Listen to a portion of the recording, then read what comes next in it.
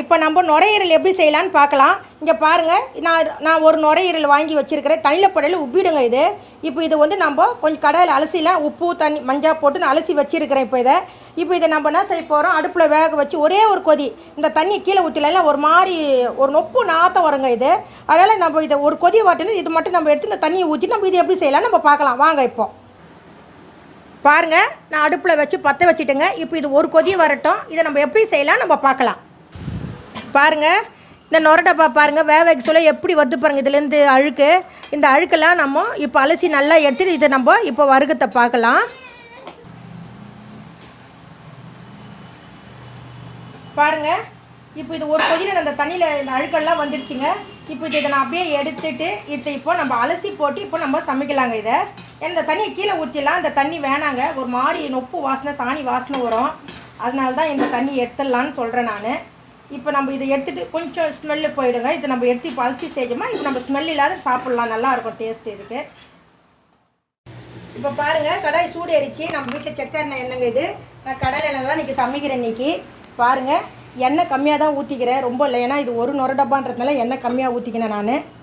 இப்போ இந்த எண்ணெய் சூடு ஏறட்டங்க. நம்ம இப்போ இதுக்கு வந்து பட்டை லவங்க தான் நான் போட்டு தாளிக்க போகிறேன். கொஞ்சம் சோம்பு போட்டு தாளிக்க போகிறேங்க. இது ஒரு மாதிரி பொரியல் மாதிரி இந்த நுர டப்பா. இது ஒரு வேறு மெத்தடில் செய்கிறேன். இது எப்படி இருக்குதுன்னு நீங்கள் பாருங்கள். நான் செய்கிறத சாப்பிட்டு பார்த்துட்டு சொல்லணும். இப்போ நான் சமைக்கிறத நீங்கள் பார்த்துக்குங்க. இப்போ எண்ணெய் சூடு ஏறிச்சிங்க. இப்போ பாருங்கள், பட்டை லவங்கப்பூ கொஞ்சம் சோம்பு போட்டாச்சுங்க. இப்போ நம்ம இதில் வெங்காயம் போட்டுடலாங்க. வெங்காயம், கருவேப்பிலை, பச்சை மிளகா எல்லாத்தையும் நான் போட்டுட்டேங்க. இப்போ இதை நம்ம நல்லா வதக்க ஆரம்பிச்சிடலாம்.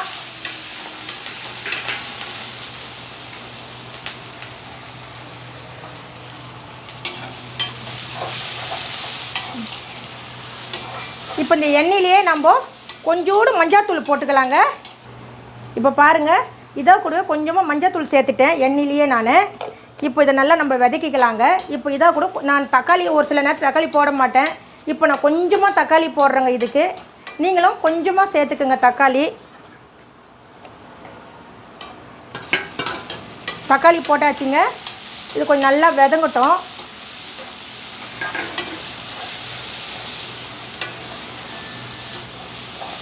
இப்போ இதாக கூடவே நம்ம நான் இஞ்சி நல்லா அரைச்சி வச்சுருக்கிறேங்க மிக்சியில். இப்போ இந்த இஞ்சி நம்ம இதில் கொஞ்சமாக சேர்த்துக்கிறேன். நான் ஒரு ஸ்பூன் இஞ்சி நான் சேர்த்துக்கினேங்க. நம்ம இது இஞ்சி கொஞ்சம் சேர்த்துக்கணும். இப்போ நம்ம இதை நல்லா வதங்கட்டும். இஞ்சி பூண்டு இன்னும் போடலைங்க. இஞ்சி நல்லா வதங்கட்டும். இப்போ வாங்க, நம்ம இதாக கூடவே கொஞ்சம் மிளகாத்தூளும் போட்டு இதிலே வதக்கலாம்.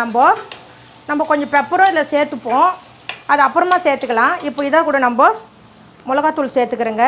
கொஞ்சமாக தான் போடுறேன் மிளகாத்தூள், நான் ரொம்ப போடலை, ஏன்னா பெப்பர் சேர்க்கறதுனால. இப்போ பாருங்கள், இந்த எண்ணெயிலே இந்த மிளகாத்தூள் வாசனை போயிட்டுங்க. பாருங்கள், இப்போ இந்த மிளகாத்தூள் இதில் நல்லா வதக்கிட்டேன். இப்போ நம்ம நல்லா அலசி இந்த நுரையீரலை நான் ஆட்டு நுரையீரலுங்க இது பாருங்கள் இதில் சேர்த்துட்றேன்.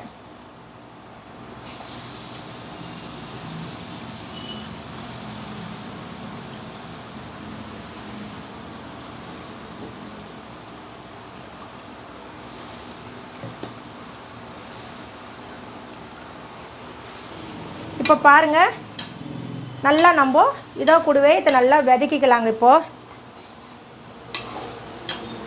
இப்போ பாருங்கள், இதோ கூட நம்ம பூண்டை தட்டி போட்டுடலாங்க. பூண்டு மட்டும் நான் அரைக்க மாட்டேன், இஞ்சி அரைச்சிட்டேன். அதனால் பூண்டு மட்டும் நம்ம தட்டி போடலாங்க. அது கொஞ்சம் ஒரு மணமான ஒரு வாசனை வரும் இதுக்கு.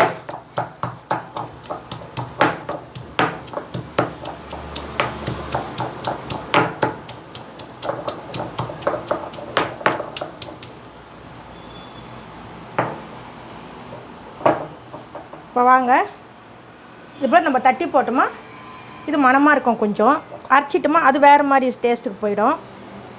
இப்போ நம்ம நல்லா வதக்கிக்கலாங்க. பூண்டும் போட்டாச்சு, நம்ம நல்லா வதக்கிக்கலாம்.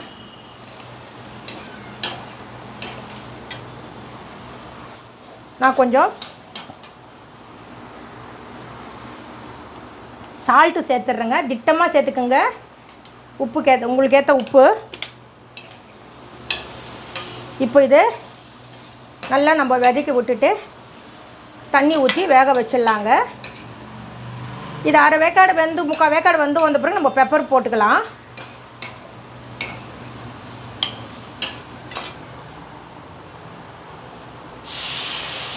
நான் தண்ணி கொஞ்சமாக தாங்க சேர்க்குறேன். ஆல்ரெடி நம்ம ஒரு கொதி இதை விட்டு எடுத்து தண்ணியெலாம் எடுத்து ஊற்றிட்டு நம்ம வேறு தண்ணியில் செய்கிறோம். இது இப்போ பாருங்கள்.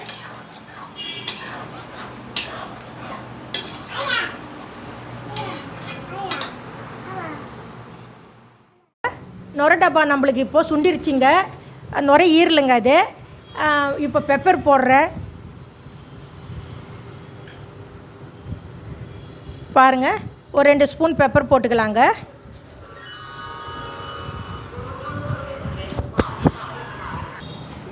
இப்போ பாருங்கள், நம்ம அந்த மிளகுத்தூள்லாம் போட்டாச்சுங்க. இப்போ நம்ம அதான் கூட கொத்தமல்லி சேர்த்துக்கலாங்க. இப்போ அது நல்லா நம்மளுக்கு ஃப்ரை ஆகிட்ட பிறகு நம்ம திரும்ப பார்க்கலாங்க.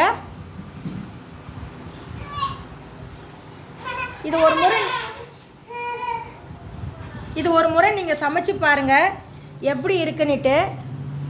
நான் செய்கிற நுரையீரல் எப்படி இருக்குதுன்னு சமைச்சு பாருங்கள்.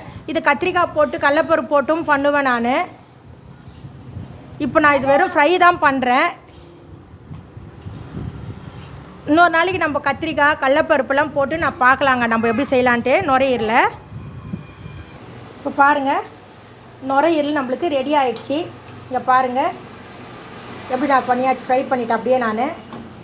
இப்போ இதை நம்ம இறக்கி நம்ம இப்போ சாப்பிட்றதாங்க இது வேலை. இப்போ நம்மளுக்கு பாருங்கள்.